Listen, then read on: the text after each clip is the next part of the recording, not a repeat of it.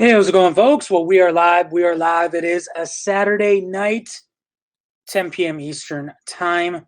Today is February 15th. You can hear me out there in YouTube world. Tell me you can hear me. We're going to start off with the news very shortly here. Mr. Wrestling Hands, heel by nature, join the Dark Order.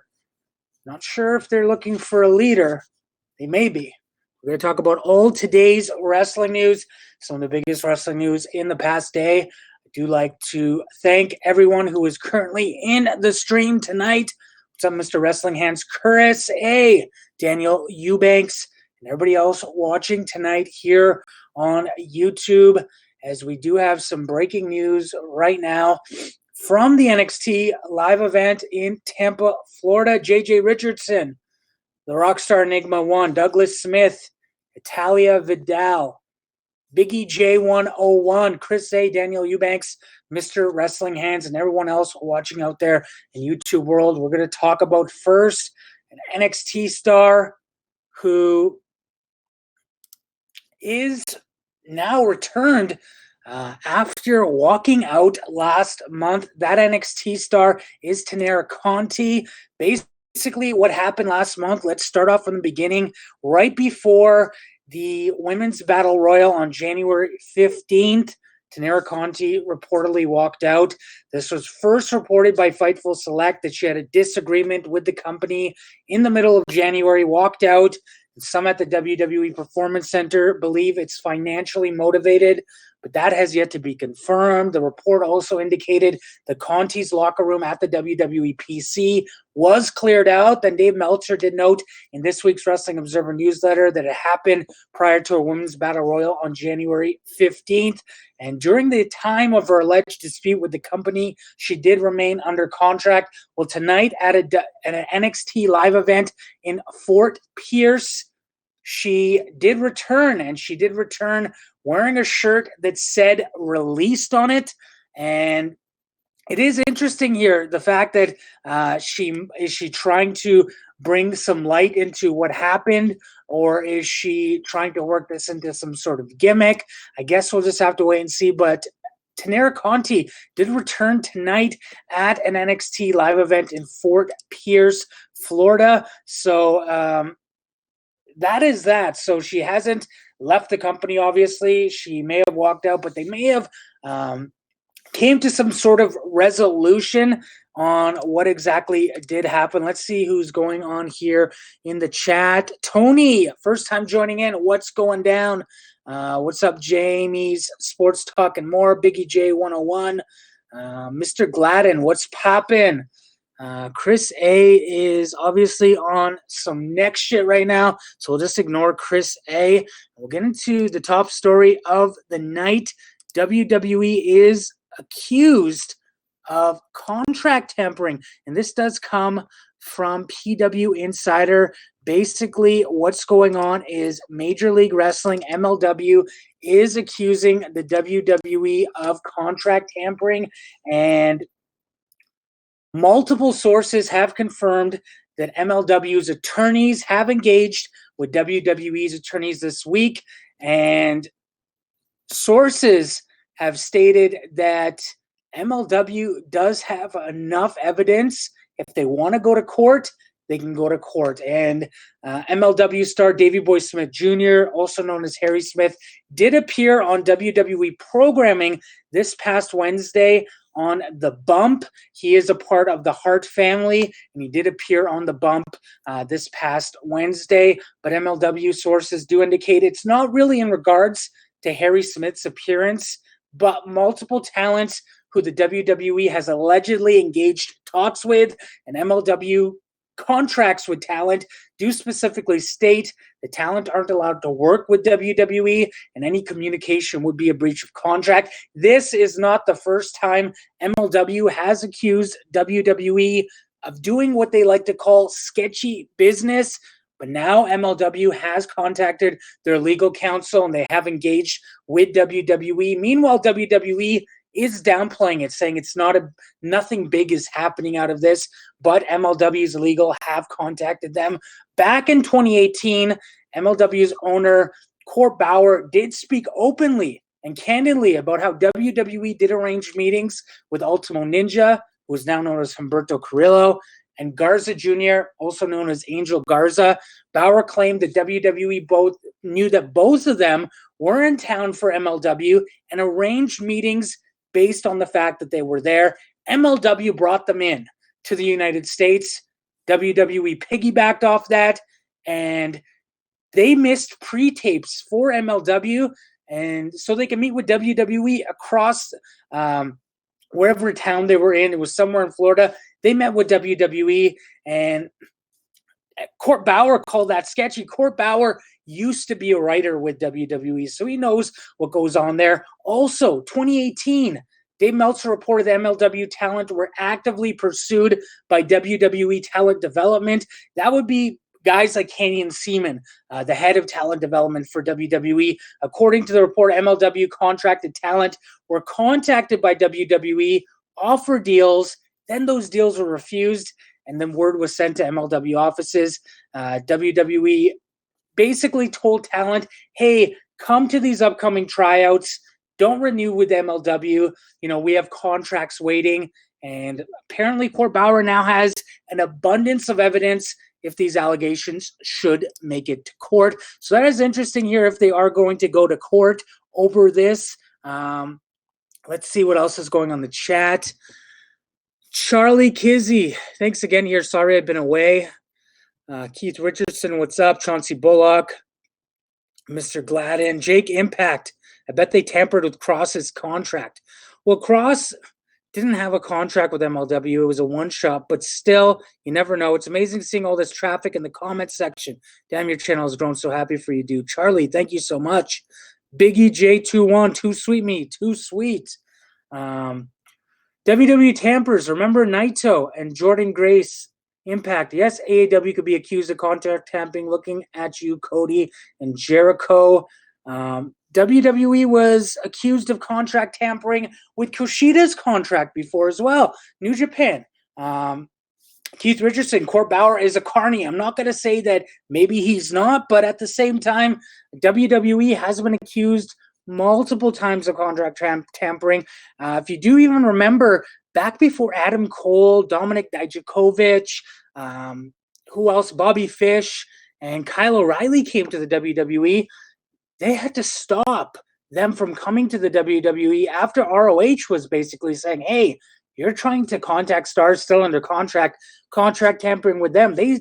They basically stalled them coming from WWE because of what happened. So WWE cannot escape with this nonsense whatsoever. Coming from Robert Larry, a crying shame. Do you think we'll ever get NXT Japan? I think we will get NXT Japan. Razviel Ramos. Is AEW going to AEW? That might be a rumor you need to start, Mr. Gladden. Let's start getting into some other news for the night. Other news, SmackDown ratings. They dropped about 3% from last week. Last night's episode of SmackDown did 2,482,000 viewers, averaged 2,521,000 viewers in hour one. And then the show dropped 3% in the second hour, 2,442,000 viewers in the 18 to 34 demo. SmackDown averaged a 0.45 rating, which was identical to last week. And then the coveted 18 to 49 demo, the show averaged a 0.70 rating. And in total, SmackDown's viewership finished behind all the other, a lot of other networks, I should say, including ABC's 2020. Sumi Sakai, ROH. She is going to be the first entrant in Ring of Honor's Women's Championship Tournament. The tournament will feature 16 wrestlers. As you do know, Ring of Honor will be introducing a new Women's Championship. It's no longer going to be called the Women of Honor Championship. It will simply be called the Ring of Honor Women's Championship. There will be a tournament April 24th at the old ECW Arena in Philadelphia, 2300 Arena. Let's get into some betting odds for NXT TakeOver Portland and what's going on with NXT TakeOver Portland. Before that, let's go back in the chat. Tony, love your channel, man. Best for breaking news. Keep it up, man. I do appreciate that, Tony. James Lane, Raw will get a lot of eyes with Matt Hardy. You know what? I could see that as well. Matt Hardy's going to return something we haven't seen. He's a changed man, apparently, according to Twitter. He's going to return this upcoming Monday. His contract ends on the 1st of March. Will this be now the last Matt Hardy match we see in WWE for the foreseeable future? Guess we'll have to find out Monday night. They have extended this angle he does have with Randy Orton. It did look like he was written off TV last week. Will he be written off finally this week? We might have to wait and see for that. Daniel Eubanks, I wonder if WWE will create the WWE World Japan Championship and the NXT Japan Tag Team Champion and the women's. You know what? If they do break out officially to Japan with NXT Japan, I could see them creating a championship for Japan, or even if they want to do something for all of Asia, since they are, trying to break out into India as well. They could do that. What do you think of the Otis storyline? So Otis storyline, something really fun right now on SmackDown. At first, I thought, hey, this is kind of cheesy. But watching last night, the dynamic with going to the restaurant and Dolph Ziggler and, excuse me, I think it's fun. It's fun. I don't mind watching it. It's lighthearted. It's a lot better than the Rusev, Lana, Bobby Lashley stuff, if you ask me. I enjoy it more. Why is TakeOver on a Sunday? Let's talk about TakeOver real quick. The reason why TakeOver is Sunday this time is due to the fact that there's no main roster pay-per-view happening. When there is a main roster pay-per-view happening, NXT goes on Saturday. Since it is a standalone pay-per-view, they are running Sunday. BFG podcast, did you hear anything about the rumors of the glitching during SmackDown? A lot of people, DM me on Twitter asking me about that, saying, hey, is it CM Punk? Is it Killer Cross? Is it that? I believe it just has to do with how Bray Wyatt and The Fiend like to take over SmackDown sometimes, or WWE programming in general. I don't believe it has anything to do with Killer Cross, to be honest with you. Will we see Killer Cross tomorrow night at NXT TakeOver? We could see him tomorrow night. He is now signed with WWE. So it is interesting to see. Let's get into Sunday night's TakeOver Portland. That is going to be happening at the Moda Center in Portland, Oregon. Let's get into the betting odds. And before we get into the actual betting odds, every time I post betting odds, healbynature.com, I sometimes will get a message in the comments or an email straight from the Contact Us page. Hey, how do these betting odds work? So basically, odds for a match are based off of $1. So a minus preceding the number indicates that wrestler or team is the favorite, and a plus indicates that wrestler or team is an underdog. So if it's a minus in front of the number, that person is the favorite to win. So let's go over the card. Dakota Kai versus Tegan Nox. Dakota Kai is a minus 200. She is right now the favorite to win over Tegan Nox, who is at a plus 150. Finn Balor versus Johnny Gargano. Balor is sitting at a minus 150, who is the favorite to win over Johnny Gargano at a plus 110. NXT Tag Team Championship, we have the Undisputed Era versus the Broserweights, Pete Dunne and Matt Riddle. Matt Riddle and Pete Dunne are the favorites right now at a minus 150 to capture those Tag Team Championship from the Undisputed Era. NXT Women's Championship, we have Rhea Ripley versus Bianca Belair. As of right now, Rhea Ripley is at a minus 850. She is the favorite to win over Bianca Belair, sitting at a plus 250.